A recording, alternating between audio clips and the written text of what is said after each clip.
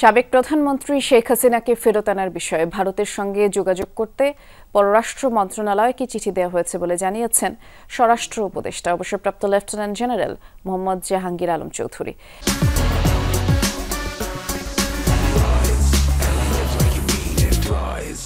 একই সাথে বিডিআর হত্যাকাণ্ডের ঘটনায় 7 সদস্যের তদন্ত কমিশন গঠনের কথাও তিনি জানিয়েছেন।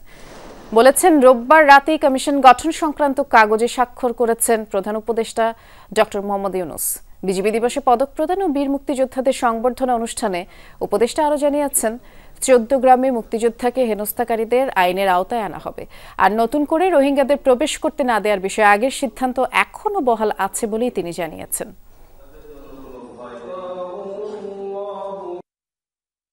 পাঠিয়ে দিয়েছে পররাষ্ট্র মন্ত্রণালয়ে, আমাদের চিঠি অলরেডি চলে গেছে ওনার এক্সট্রাডিশন করার জন্য। এটা প্রক্রিয়াধীন আছে।